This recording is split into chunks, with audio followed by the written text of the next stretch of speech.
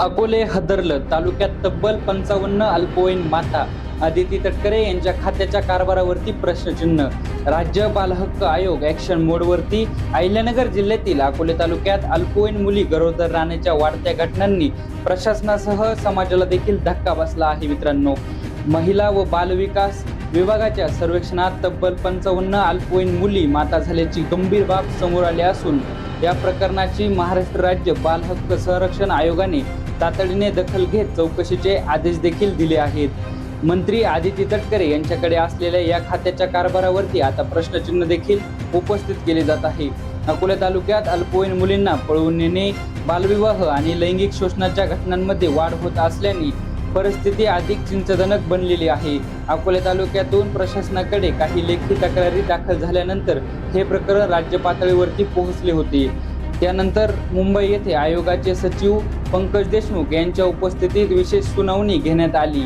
या सुनावणीला जिल्हाधिकारी, जिल्हा चिकित्सक, जिल्हा महिला व बालविकास अधिकारी, जिल्हा कार्यक्रम अधिकारी, जिल्हा बाल संरक्षण अधिकारी तसेच तक्रारदार स्वतः उपस्थित होते. आयोगाचे अध्यक्ष ॲडव्होकेट संजय पुराणिक यांनी बालविवाह प्रतिबंधक कायदा आणि पोस्को कायद्याची कठोर अंमलबजावणी करण्याच्या स्पष्ट सूचना दिल्या आहेत. दरम्यान अकोले तालुक्यात बालविवाह रोखण्यासाठी लवकरच कठोर नियमावली लागू करण्यात येणार आहे. ग्रामीण पातळीवरील बाल संरक्षण समित्या सक्रिय करून त्यांना विशेष निधी देण्याचीही मागणी यावेळी पुढे आली आहे.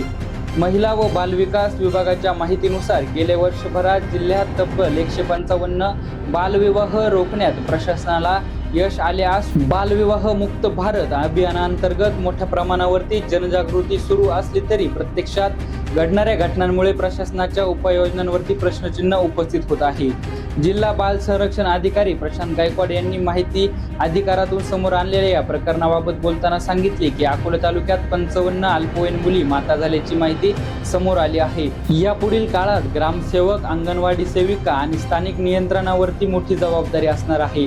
संशयास्पद घटना तत्कालीन प्रशासनाच्या निदर्शनास आणणे देखील आता महत्त्वाचे असणार आहे. तसेच महिला व बालविकास अधिकारी संजय कदम यांनी सांगितले की बालविवाहामुळे अल्पवयीन माता होण्याच्या घटना गंभीर असून जिल्हा प्रशासनाने याबाबत सुनावणी केलेली आहे.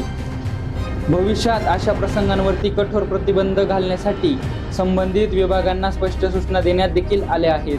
अकोले तालुक्यात घडत असलेल्या या धक्कादायक वास्तवामुळे ग्रामीण भागातील बाल सुरक्षतेचा प्रश्न पुन्हा एकदा ऐरणीवरती आला आहे.